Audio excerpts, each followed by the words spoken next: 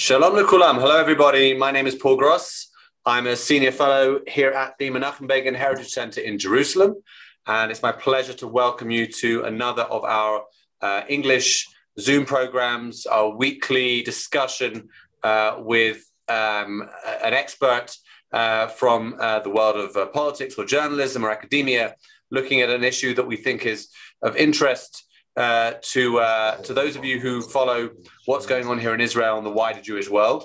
For those of you that are new to this format, how it's going to work is I'm going to speak to our guest for about 30 minutes, and then I'll turn it over to you to ask questions of him. You can write those questions in the chat at the bottom of your Zoom screen. You can write them whenever they arise. Whenever they occur to you, just jot them down, and I will select a few to put to him before the end of the evening. So welcome from wherever you are. I know we have an international audience as usual from Israel, North America, Europe, and I think possibly South Africa as well. So thank you very much for joining us. Right. We're going to be continuing to some extent where I left off in the last of these a couple of weeks ago, when we were talking about what was then the quite recent Russian invasion of Ukraine. And at that point, we were looking at it sort of from Israel and the Middle East perspective, how it affects Israel and other Middle Eastern countries. Today, we're going to be looking at the Jewish aspect, which also, of course, is going to connect to Israel as well, because we're talking about the Jewish population of Ukraine and Israel's attempts to bring them here, as well as some of the wider issues around Ukrainians, both Jewish and non-Jewish, coming to Israel. And I'm delighted to have with me virtually in the Zoom room, so to speak, Zvika Klein, who is the Jewish world analyst for the Jerusalem Post, who spent time visiting and reporting from Jewish agency reception centers in Poland. We're going to be talking to him about that. Zvika is one of the world's top journalists specializing in Jewish diaspora affairs. He actually moved quite recently to the Jerusalem Post from Makor, Rishon, and he was formerly at Maariv as well. In 2015, some of you may know Zvika's name from an article he had online, which went viral, entitled 10 Hours of Fear and Loathing in Paris, where he walked for 10 hours in Paris wearing a kippah to see the reaction, highlighting anti-Semitism in France. Zvika Klein was originally born in Chicago, made Aliyah as a child. He served as advisor to Israel's presidential office on Israel-Jewish diaspora affairs. He's received 3 journalism awards, and we're delighted to have him with us. Zvika, thank you for joining us. Wait, you're muted, Zvika. You're on mute.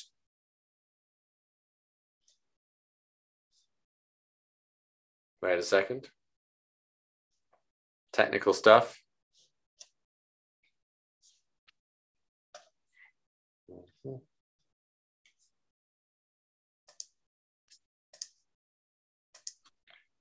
Zvika, can you unmute? Wait a second. Yeah, you're off. Fantastic. Okay. How are you?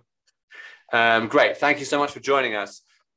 So let's get a little basic information first.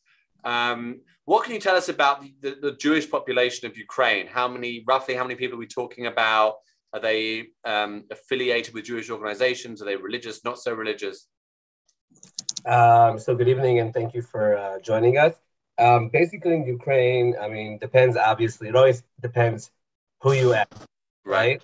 But if we go according to Sergio de la Pergola, who is like the leading demographer in the Jewish world, so he says somewhere about like 70,000, 74,000 Jews.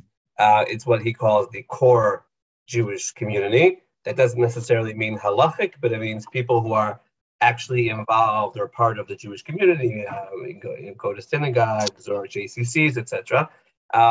But if we're looking at the people who are, have the right of return, who are able to make Aliyah, meaning one of their grandparents is Jewish, then suddenly the number jumps to close to 200,000 members of that community.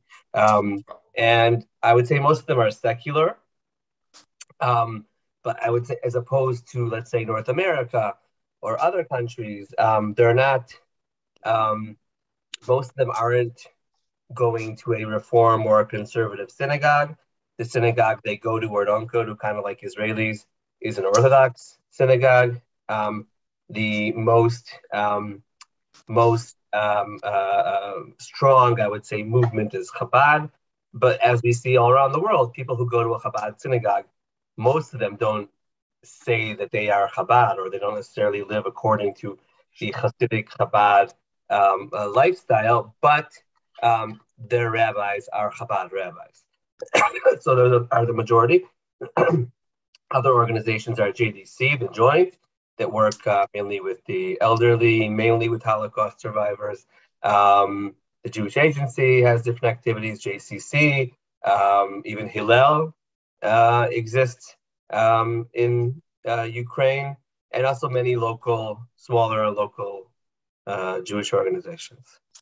Right, and so all these Jewish these Jews, like the rest of the Ukrainian population, are obviously affected by this war. Are they congregated in the parts of the country that are under heavy Russian bombardment? The Jewish population? They're everywhere. I mean, there were also many Jews that lived or still live in eastern Ukraine, so Donetsk and Lugansk, etc. Many Jews in every area across Ukraine. So it's not like they're just centered in one place. For instance, one of the larger communities is in Dnipro, which is closer to the eastern border. Still Jews who are there, and the rabbi is still there. It's an interesting place because there's the largest existing JCC, or largest existing Jewish community center in the world is in Dnipro. It's a building called the Menorah. It's the Menorah building. And it's a huge building built by an oligarch, obviously. There's a yeshiva and a school and restaurants, all kosher restaurants, milk and meat and dairy, and the bank.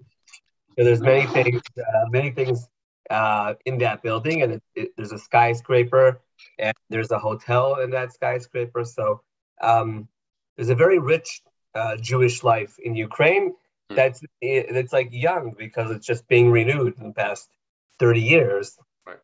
After so many years of communism.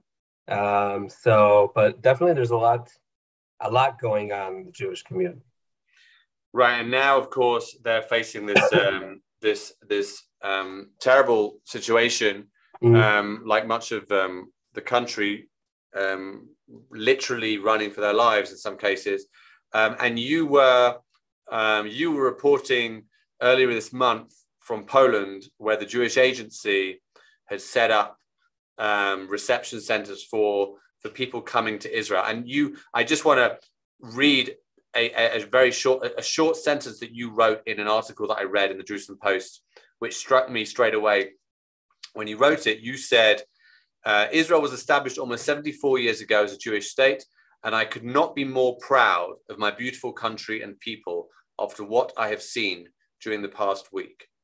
Can you tell us what you saw in that week that led you to? It's amazing, because I'm writing a piece. I'm working on a piece now with criticism. So but we'll get to that. We'll definitely get to that. This isn't a fluff piece. We'll get to the criticism as well. Right. But, what was it that you saw that prompted those words? Right. So I was there twice. I was there at the beginning of the war, and I was there again last week.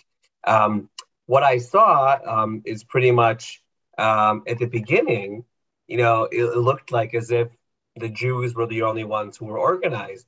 When you went to the border I was at, was the border between Ukraine and Poland. It's the largest border. It's called Medica. That's where most of the people were going through. And there was nothing going on. Like the Polish government back then wasn't organized. You would like go through the border after 4 or 5 days in a car or in a bus, just slowly driving or being stuck for a very long time. Very traumatic because many people also saw bombings and stuff like that. And there wasn't someone there saying, okay, you went through. If you want to go this way, you go that way. There was nothing. There was a tent of this amazing small Jewish Israeli organization called now I forgot their name, Hatzalah Lelo Gvulot, Hatzalah without borders. And it's a small group of people who they brought doctors and nurses and medics from Israel. They're one of the first people there. They're still there, but now there's like a whole city of tents, and they're the first ones on the border when people go through. This is the first tent that's there. And they were asked to be the first one by the Polish government because they're actually the only ones there giving medical treatment for free for everybody. But now, 3 weeks now it's almost a month since the war, they got their act together. But back then, it was, and the Jews get to go to a hotel. If you're making Aliyah or if you go to the JDC, you can go to like a nice 4-star hotel and get 3 hot meals a day. Whereas if not, most likely you'll be in like a stadium. I know of a woman whose daughter lives in Israel. She is 80 something, 82, I think. She is not eligible to make Aliyah according to the right of return, but she is going to make Aliyah as what we call Ichud Mishpachot. It's like a humanitarian issue. But until this happened, so she was put in this like basketball stadium with 500 people lying on a mattress on the floor, coughing. Now she has COVID. She has cancer. She fainted many times. And, and luckily, finally the Israeli Foreign Ministry understood that she needs to come to Israel, and she's not like gonna try and convince people to be Christians, and she's not having any babies. There is no issue of I don't know, of problems of her coming. But so if you're a Jew, you are, in a way, there are a lot more people who have your back. Otherwise, there are countries that are doing amazing things. In the same hotel that the Jewish Agency has, they were in for a few weeks in Warsaw, the Swedish government had offices too. So you could have like gone right to the Swedish government, to their offices, or to the Sochnut, to the Jewish Agency, and start applying for your Aliyah to Israel. So then I still am very proud. I think we're a nation that knows, because we've gone through so much trauma, we know immediately how to like get our act together. So yeah, that's why I wrote it. Okay, fantastic. So before we get to the criticism and maybe some changes in the last couple of weeks, let's just clarify some things. So just for everyone on the call, for everyone on the Zoom, let's be clear, we all know what we're talking about when we talk about Israel's law of return, that you can make Aliyah if you are Jewish, or if you have a Jewish even just one Jewish grandparent, or indeed if you're married to a Jew, you're also eligible under the law of return if you're married to a Jew. So that, of course, will apply to a lot of people in former Soviet Union countries who were forced to hide their Jewishness, and there was lots of assimilation and people marrying non-Jews, etc. over the years. But can you tell us about? You mentioned in passing this Ichud Mishpachot. You said this. So this is a new. Is this a new thing just for this Ukraine situation, or it's something that previously existed? So first, the Aliyah from Ethiopia today. The majority of Aliyah from Ethiopia today is the same idea. Oh, really? People who don't have necessarily a grandparent who is Jewish, but they have first-degree relatives in Israel. But now Ayelet Shaked pretty much said anyone who has a first degree or first-hand relative in Israel, like a son or a daughter or a brother or a sister or whatever, they'd be able to come into the country, and then afterwards we'll see. But basically, because it's a crisis and humanitarian situation, so they also, because of that, the whole procedure of Aliyah is quicker than it was. So instead of it being like a 45-minute interview, people have a 5 or 10-minute, maybe 10-minute interview. Where basically they continue it in Israel. So it's not like they're going to be accepting someone they wouldn't accept otherwise. Yeah. But the idea is we want to get them out of these hotels in Europe to Israel, have them start some sort of a process. Also, they want to maintain as many people as possible because Israel wants these people to come. We're not just like doing them a favor. We are the Jewish state, and that's what we are, established. That's the point. Yeah, right. Yeah, so that's the whole idea. So that's why they say pretty much, let's send them to Israel. In Israel, the Israeli government, actually, the Aliyah and Absorption Ministry did an amazing job where weeks before the war began, they secured rooms in many hotels across the country. And some can say it was a good guess, or others would say it's good planning, that they actually had these rooms ready across the country, thousands of rooms for refugees. And I remember speaking to Minister Pnina Tamano-Shata, who's the Minister for Aliyah, and I said, I told her, the Aliyah statistics aren't changing. There's nobody coming. And she says, the first bullet that's shot, you're going to see waves of people coming. And she was right.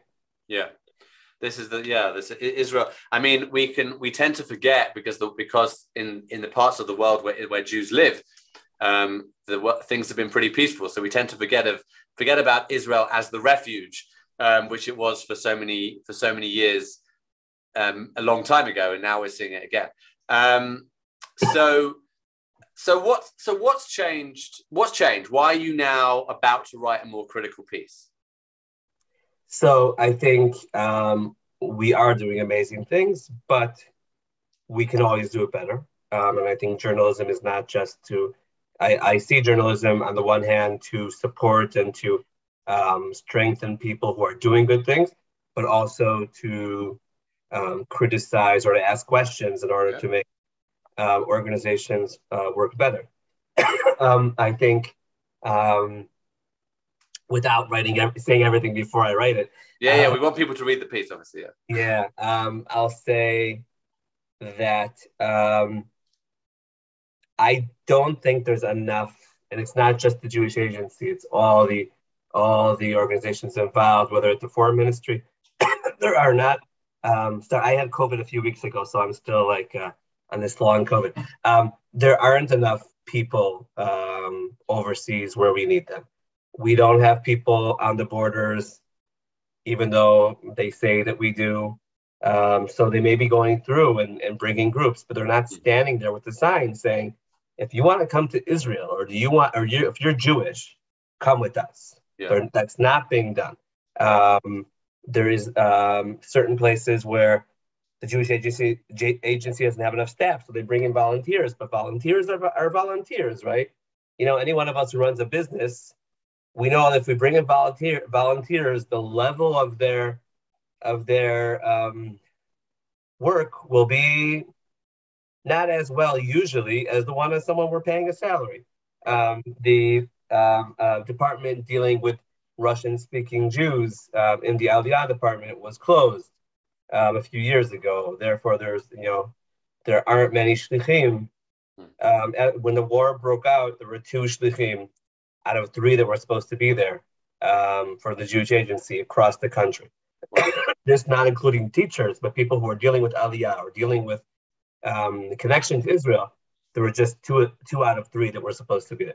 So, I mean, that's not a lot. And if we're talking about 200,000 Jews or 200,000 people eligible to make Aliyah, I would assume we need more. So there is local staff, and we shouldn't belittle local staff. But local staff is not Israeli, and Israelis aren't always the best at everything. But the Jewish agency and the Zionist movement is based on having people come from Israel, right? Because they're supposed to be also saying, how to connect to Israel or to helping people make Aliyah. Right. So I feel like, and everyone I met was doing an amazing job. Everyone I met was committed 250%, working around the clock, exhausted, doing amazing work. But I still think that we need more people on ground. Fair enough. Okay, we'll read the piece in the Jerusalem Post and get more detail about that.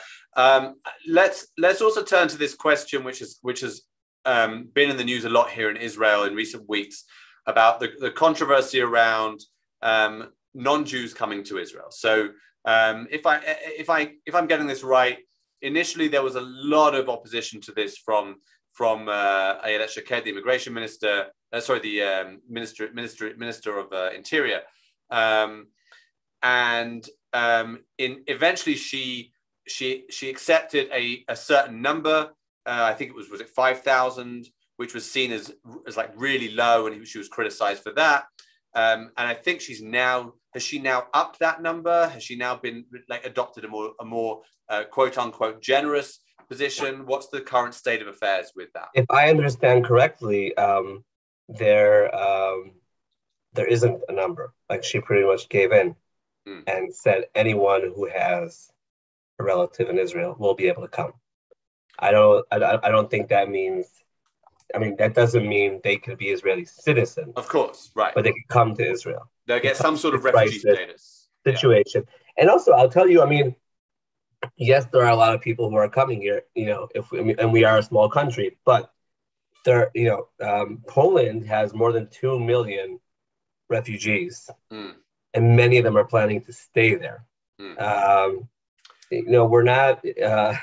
I mean, I was reading another piece that you wrote where you quoted Diaspora Affairs Minister Nachman Shai, who was very critical of Ayelet Shaked at the time, and he was saying that that there were these. I think he said there were buses taking people taking refugees to Germany, and he said if you're a Ukrainian who doesn't have any connection with Jews or Israel, you're not going to choose to go to Israel when you can go to a country that you know much better in Europe. So we shouldn't be so worried. I published a story this evening in the Jerusalem Post, and tomorrow in the newspaper, if you read the newspaper, Germany gives amazing status to Jews who are refugees who move to Germany, and that's not a new thing. Right. Ever since the 1990s. Yeah.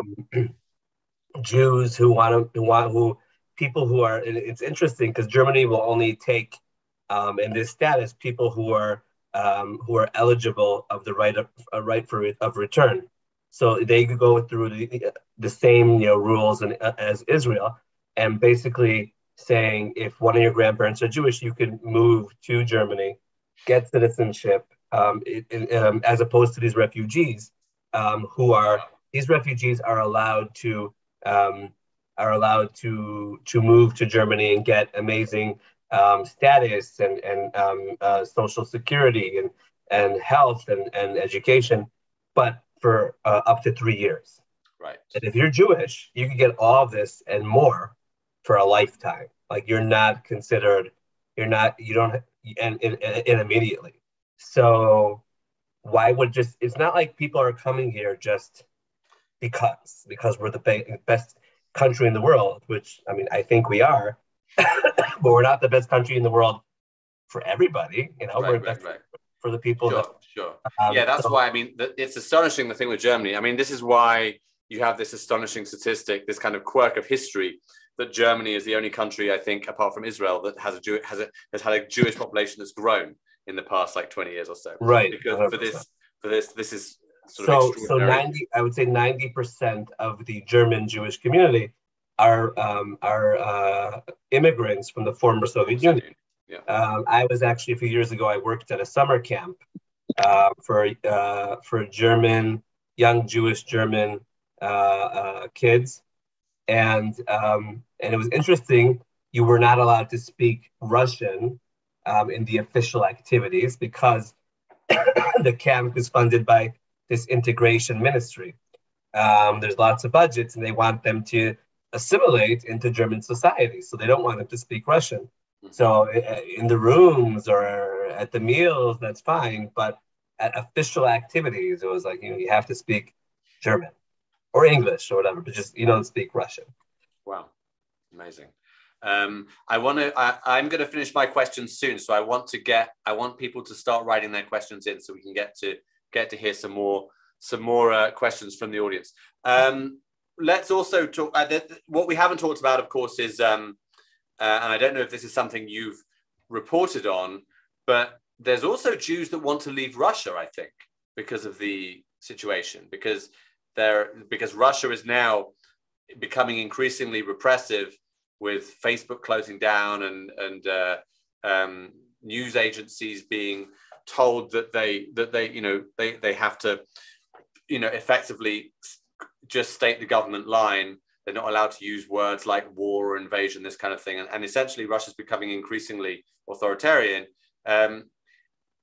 Is that something that we're seeing? Is there a big increase in aliyah from Russia? 100%, yeah. A very large number of Russian Jews is interested to make aliyah and already made aliyah. I think more than 1,000 Jews made aliyah from Russia just in the past few weeks. Wow.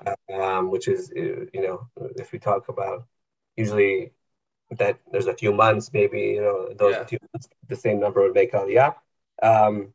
Between 500 and 700 people a day call the Jewish agency's global center, their call center for aliyah, from Russia, just from Russia. We're not talking about Ukraine. Wow. So they want out.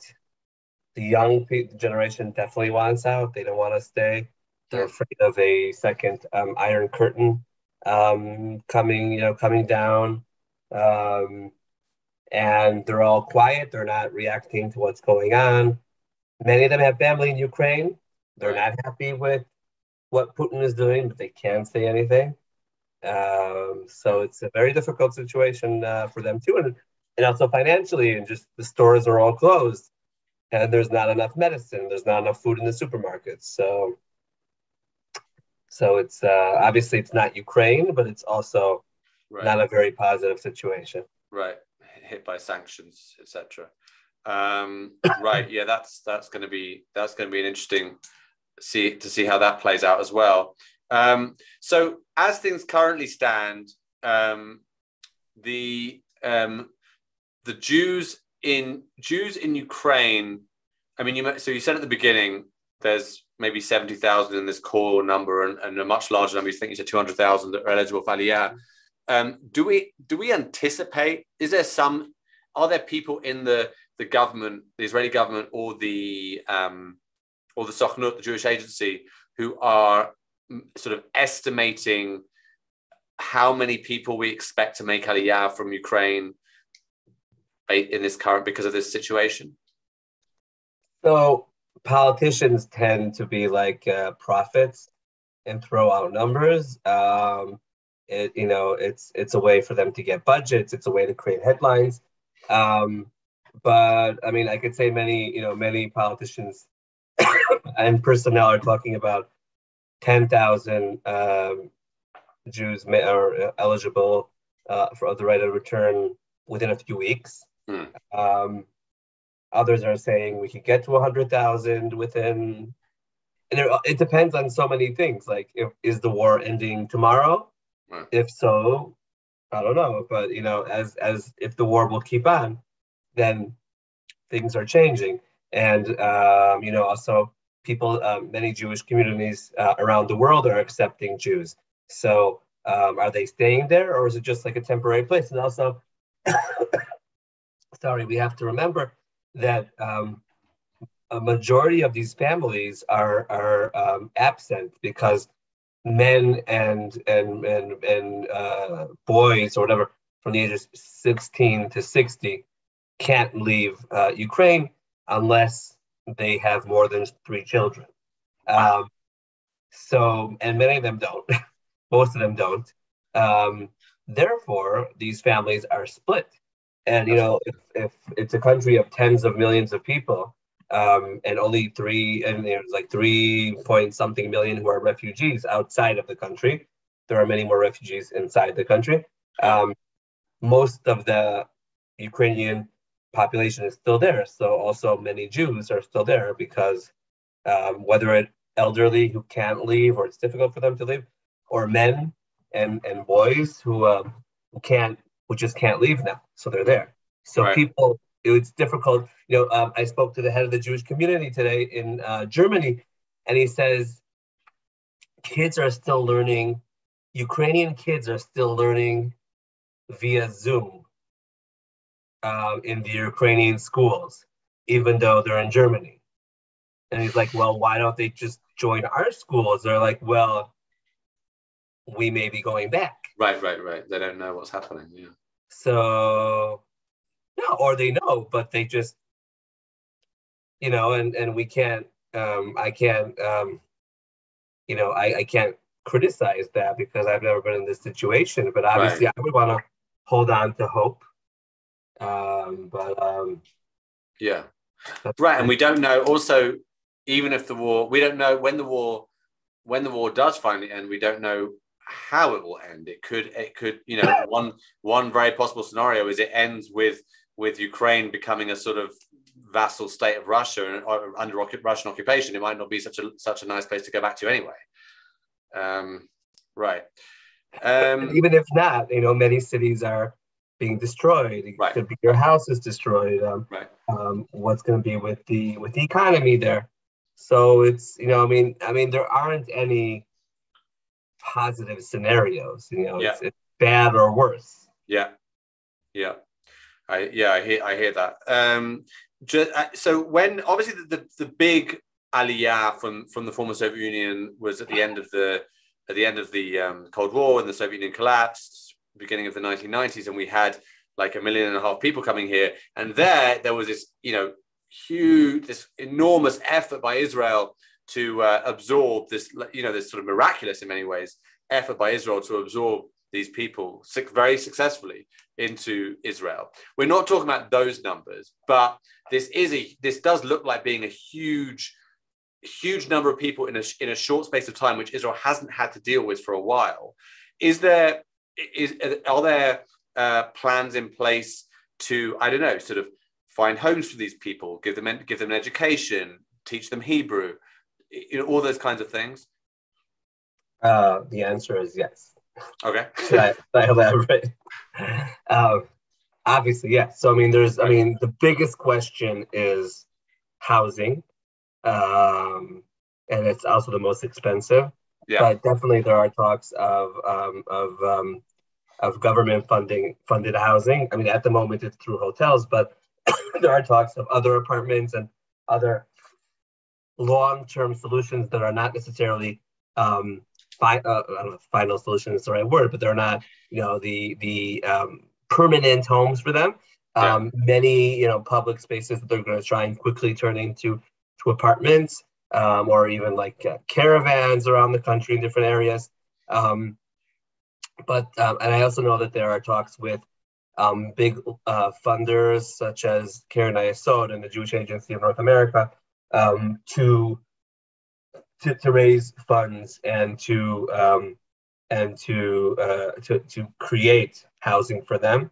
Obviously, Hebrew with Ulpan, we're a country that knows how to do that sort of thing, and there's also the issue of making a living. So that's also difficult because many times you could be a doctor in Ukraine, but will you be accepted in Israel? So it's a process that needs to be done. But there are many ministries and committees who are trying to do as much as they can to ease it. But again, being an immigrant is difficult as it is. Being a refugee is even more difficult. Yeah, for sure. So one more question from me, and then I want to get to audience questions. So please write those questions in. So we have some good ones to put to Zvika. When Vladimir Zelensky was speaking to the Knesset, or to members of Knesset, I should say, a couple of days ago, and I'm unless people want to, I don't particularly want to get into the controversies around that speech, but there was one of the interesting sites was it was beamed live in Tel Aviv, and there were people with Ukrainian flags and people singing, people sort of chanting, "Long live Ukraine," and there were Israelis of Ukrainian descent, or from Ukraine, or parents from Ukraine, who were waving Ukrainian flags. And my question is, Israel obviously already has a significant number of olim and their children, or by this point, who are from Ukraine, and an even larger number from Russia.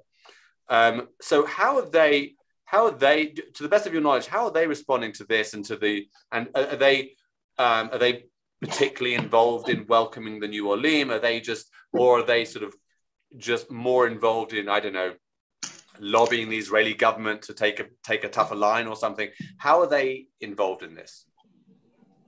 I think it's a positive thing that this group actually exists, because when they made Aliyah in the 90s, there weren't many Russian-speaking Israelis. Right.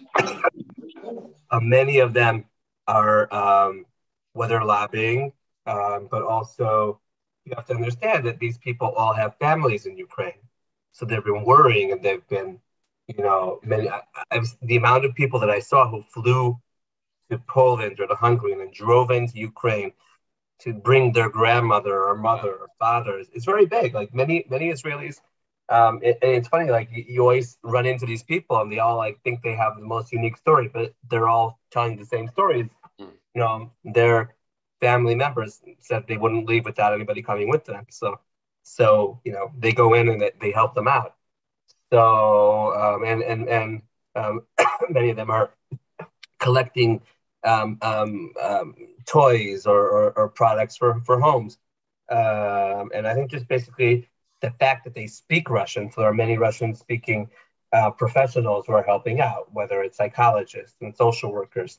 It's interesting, when I spoke to the head of the German community, the Jewish community, he said because there are many Russian speakers there, they have more Russian-speaking psychologists, the Jewish community, than the Red Cross, because it's not like they're not like, I don't know how many Russians live in Germany, but obviously the Jewish community has a very high percentage of Russian-speaking Jews.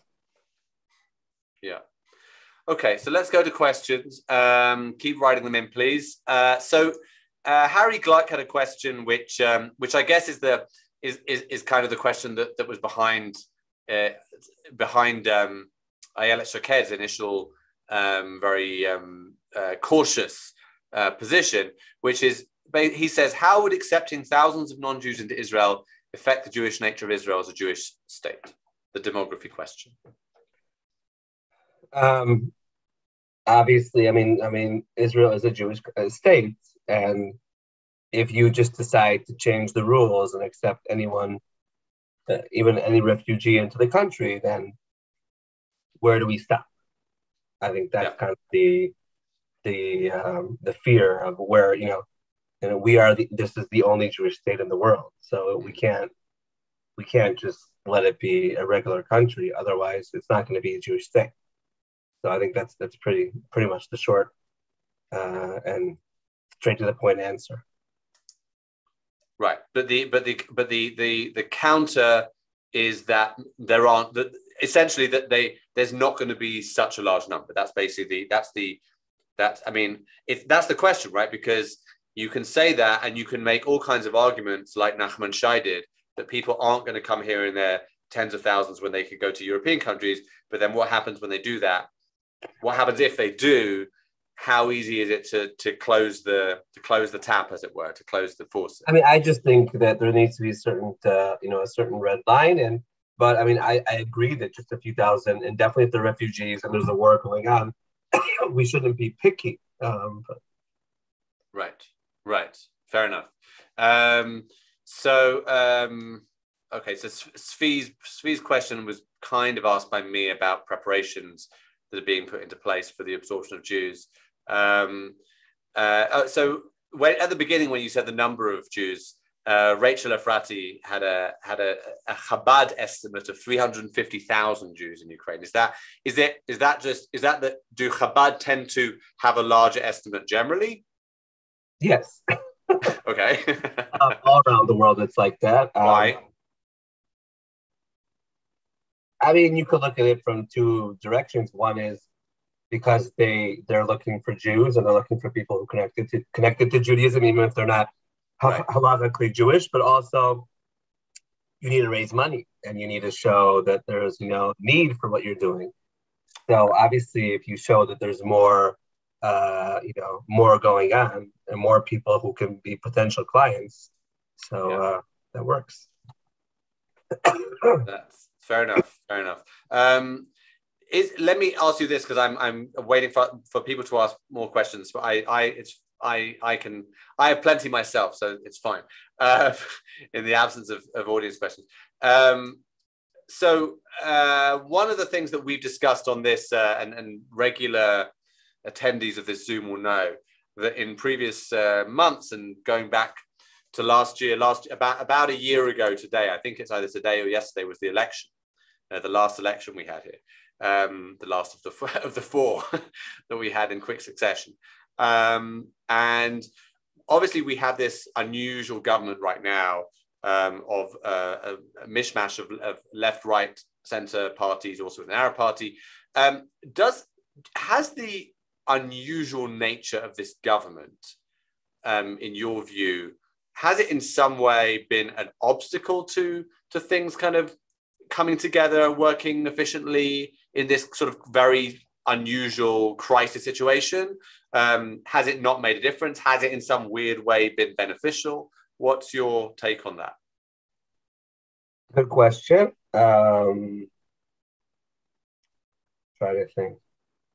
In general, I think they're working pretty well. I mean, it's interesting because the power of the prime minister isn't as strong as it was, in other governments because because of what's going on. But even so, I think Prime Minister Bennett's trying to be hands-on, and he's interested, and he comes to the meetings and he asks questions, and he makes it difficult for the ministers because he wants the quality of the work to be higher.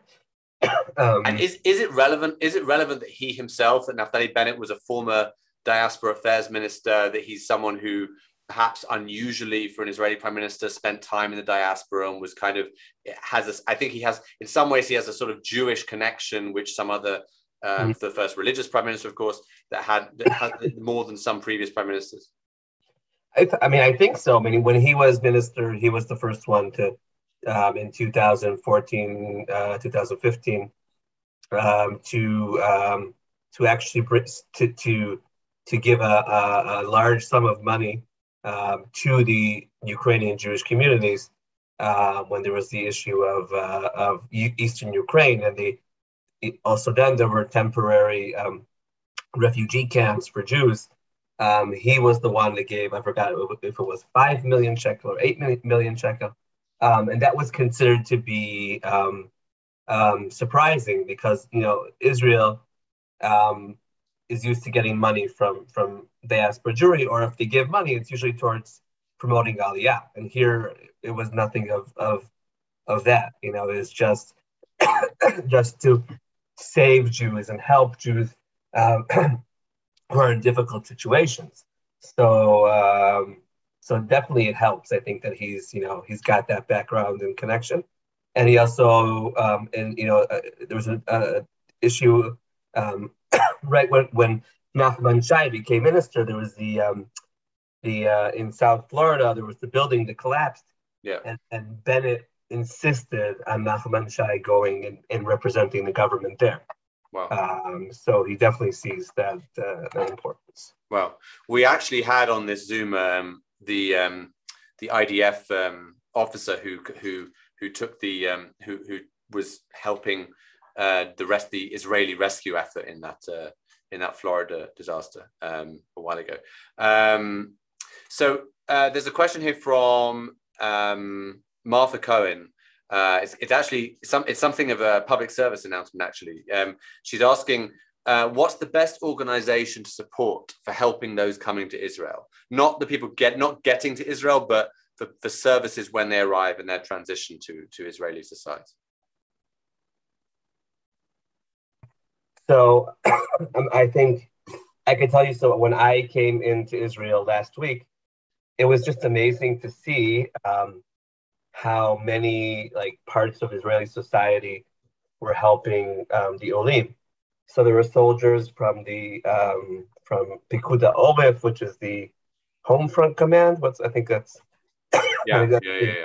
translation. So they speak Russian speaking, 18, 19-year-olds, boys and girls who were helping the elderly, but also just families. And every family had one of them with them, and they helped carry their suitcases, and they translated, and helped them with the different paperwork and how to get the COVID tests and what documentation they need to show. It was beautiful to see that type of thing, and there were people outside from the youth movements who were singing songs and giving out flowers. It was beautiful to see, and also many people were collecting clothes and electronic items for people in their houses. So it's really beautiful to see that type of, whether the government or people who are just individuals who are doing beautiful things. Okay. Rachel Efrati has actually just written in the chat for people that are that living in Jerusalem that at Abba Eben Street, number 18, is accepting clothing and toiletries for Ukrainian refugees. So we're going to finish soon because I think Zvika's struggling a bit with his cough, with his long COVID. So we're gonna finish very soon. So I'll just ask one last question that's come up from Shmuel Yerushalmi. There's been some talk of a section of Ukrainian society or even politics that is far right, that is neo-Nazi. I mean, Putin, of course, says the whole government is Nazi, and I'm certainly not going to parrot Russian propaganda here. But have you heard about Jews that are escaping from sort of Ukrainian anti-Semitism in Ukraine or far right in Ukraine, or is that not something that's come up? I did not. There may be, but I did not. I'm not aware of that. Okay. Basically, both sides have an interest to show that the other side has neo-Nazis.